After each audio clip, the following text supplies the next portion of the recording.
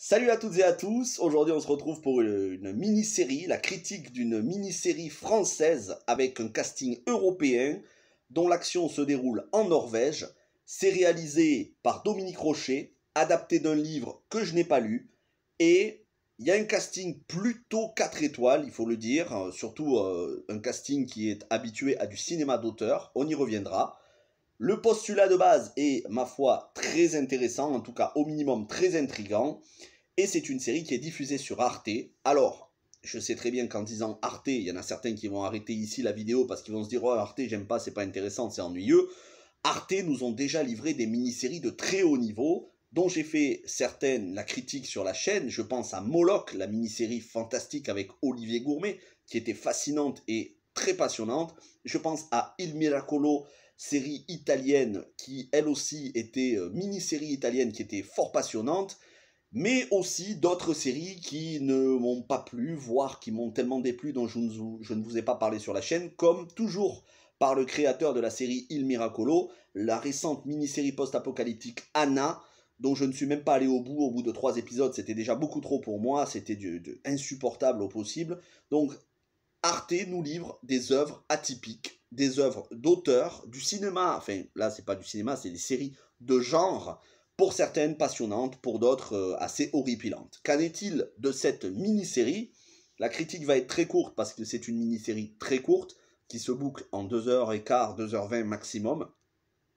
Ça va être très difficile d'en parler sans spoiler, donc brièvement je vais vous présenter le casting et le synopsis de base, et ensuite on passera à la partie avec spoilers. Alors, le synopsis de base, on a affaire à un groupe de scientifiques qui travaillent dans un complexe de satellites qui sont en train d'essayer de recevoir des signaux venus de l'espace pour pouvoir expliquer les mystères de l'univers, des sortes de vibrations émises aux 4 coins de l'univers pour pouvoir avoir une carte, une architecture de l'univers et pouvoir sonder les mystères qui se trouvent à l'autre bout, à des années-lumière. Et donc, ce sont tous des scientifiques très calés dans leur domaine, qui font beaucoup d'études, de mathématiques, de cosmologie, et à l'aide d'ordinateurs. C'est une vraie petite communauté qui est soudée, qui reste entre eux, qui sont isolés dans une forêt norvégienne, une forêt où il n'y a rien sur plusieurs centaines de kilomètres aux alentours. Et un jour, le chef de cette expédition, le chef de ce groupe, le scientifique en chef, joué par Richard Sammel, je vais revenir sur le casting, un jour se balade en forêt et il découvre une corde, il essaye un petit peu de voir ce qu'il y a au bout de cette corde, il est intrigué, il voit que c'est une corde qui paraît... il paraît ne pas en voir le bout, donc il rentre chez lui, il dit ça à sa femme, qui elle aussi est scientifique, mais aveugle, jouée par Suzanne Clément, et durant leur temps, on va dire, de repos, le week-end, avec d'autres scientifiques de ce groupe, ils décident d'aller faire une petite balade et de voir qu'est-ce qu'il y a au bout de cette corde. Et cette corde, elle est sans fin.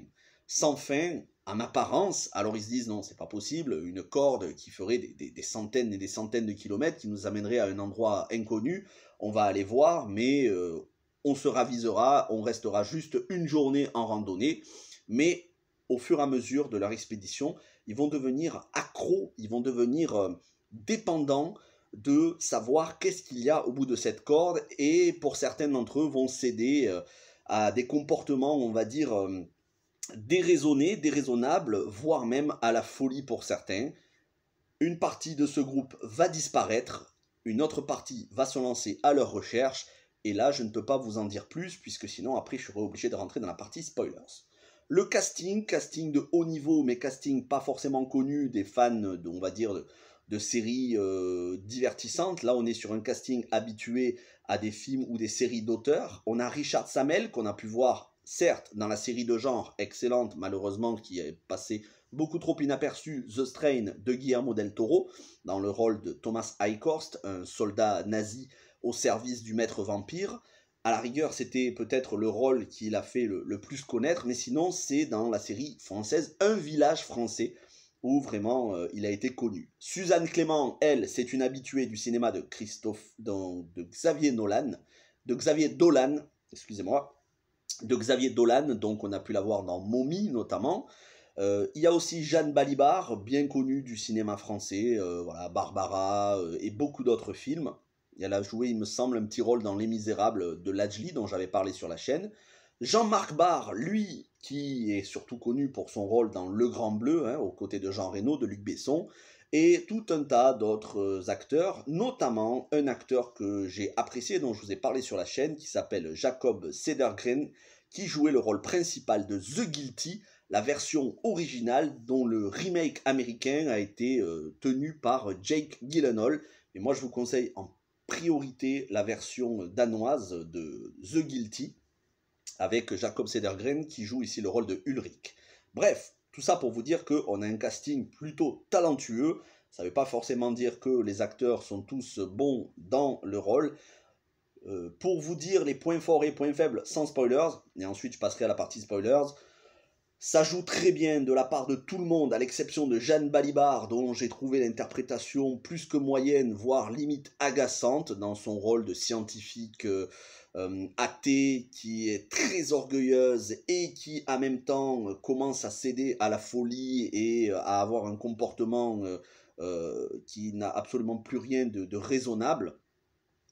Donc il y a de l'incohérence, comment elle peut passer d'une scientifique athée à quelqu'un qui se met à croire, mais qui se met à croire dans n'importe quoi. Donc j'avoue que là, pour le coup, c'est pas vraiment cohérent vis-à-vis de son personnage. Au-delà de ça, c'est une série qui, malgré ses 3 épisodes de 45 minutes, est longue et interminable. On se demande où est-ce qu'ils veulent en venir.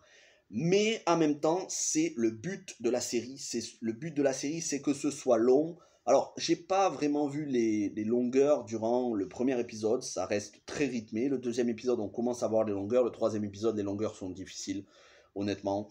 Ceci dit, la série a le bon goût de ne pas nous étirer ça sur plus que 3 épisodes. Et c'est une série métaphorique. C'est une série métaphorique, ne vous attendez pas à des effets spéciaux, ne vous attendez pas à des créatures. C'est pas du fantastique paranormal, mais c'est du fantastique mystique. Ceci dit, voilà, c'est une série surtout pour faire réfléchir. La corde est une métaphore. Je ne peux pas vous en dire plus, c'est une métaphore. Les personnages vont au bout de leurs doutes, vont au bout de leur traumatisme. On va s'apercevoir que certains ont des traumatismes. Et cette escapade, cette randonnée va révéler petit à petit leur traumatisme à chacun, leurs obsessions. C'est tout ce que je peux vous dire sans spoilers. Si ça vous intéresse, donnez cette chance à cette série. Encore une fois, c'est pas parce que c'est une série française que c'est mauvais, mais ne vous attendez pas à une série palpitante avec beaucoup d'action. Il y a de l'action, il y a de l'intrigue, mais c'est une série qui au final ne raconte pas grand-chose. C'est surtout une série pour réfléchir. Voilà. Encore une fois, quand je dis c'est une série pour réfléchir, chacun va y voir ce qu'il veut dans la métaphore. Il y en a certains qui vont dire oui, c'est une métaphore de la vie, d'autres c'est une métaphore de ceci, cela. C'est ce genre de série qui, malheureusement, pour moi, n'atteint pas son but parce que, oui, si c'est le but de faire réfléchir et de faire douter les gens, de faire s'interroger, c'est bien. Mais si c'est s'interroger pour, au final, que ça n'apporte rien, bon, ben c'est inutile. Moi, j'aime quand il y a une série qui nous fait nous interroger, mais au final, qui est constructive, qui nous apporte quand même des réponses, et puis qui nous fait nous interroger sur des choses importantes, sur des choses précises. Si c'est se poser des questions pour se poser des questions, si c'est juste pour dire, bon ben voilà, vous avez réfléchi à des choses qui ne servent à rien, qui ne racontent rien, bon ben c'est assez inutile. Et malheureusement, c'est le cas de cette série, elle est assez inutile. Malheureusement, j'aurais aimé qu'elle raconte quelque chose de beaucoup plus intéressant. Ceci dit, voilà, je regrette pas de l'avoir regardé parce que les paysages sont très beaux en forêt, j'ai beaucoup aimé cette balade en forêt. C'est dommage que ça vire plutôt à l'obsession, à la folie. Mais sinon, voilà, les paysages sont très beaux, mais rien de bien palpitant en dehors de ce postulat de base. Sur ce, on va passer à la partie spoiler. Si vous nous quittez là, n'hésitez pas à liker, vous abonner, partager. Sur ce, spoiler dans 5, 4, 3, 2, 1, spoilers. Alors, les personnages qui sont partis en expédition, en fait, sont arrivés dans une... Je ne sais pas si c'est une dimension ou un monde parallèle. Le temps ne s'écoule pas de la même manière pour eux. Eux, ils vont sembler être partis 1 ou 2 jours en expédition. En réalité, pour ceux qui sont restés à la base, en dehors de la forêt, il s'écoule des dizaines de jours, voire plusieurs semaines. le temps ne s'écoule pas pareil. Est-ce que c'est une vision de l'esprit? Est-ce que c'est parce qu'ils sont totalement déconnectés de la réalité que dans leur tête, le temps ne s'écoule pas de la même manière?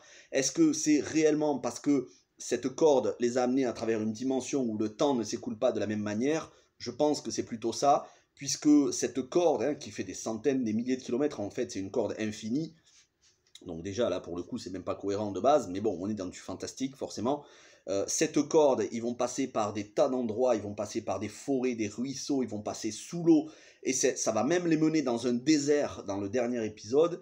Et tout ça pour nous dire qu'à la fin, bah, ils voient le dernier personnage encore en vie, parce qu'ils s'entretuent tous, ils ont tous cédé à la folie, notamment le personnage de Jeanne Balibar, qui a cédé à la folie, elle a tué un autre personnage, puis elle s'est faite tuer par un autre personnage. On a le personnage de Richard Samel qui est mort d'un accident en forêt en voulant rentrer. Il est tombé dans un précipice. D'ailleurs, c'est une des scènes les plus chocs de la série où il s'éclate, littéralement, voilà, hémorragie interne. On le voit tomber telle une poupée de chiffon. J'avoue, la scène est assez impressionnante, plutôt choquante même. Mais voilà, ils sont tous morts presque les uns après les autres, voire ils s'entretuent. Il y a un mari qui tue sa femme parce que il a tellement cédé à la folie, il ne sait plus si c'est réellement sa femme ou si c'est une vision ou si c'est un imposteur. Donc il poignarde sa femme. Lui, c'est le dernier survivant. Il va jusqu'au bout, mais en fait, il s'aperçoit qu'au bout, c'est un croisement avec une autre corde. Il est en plein désert, il n'y a rien aux alentours, un désert craquelé.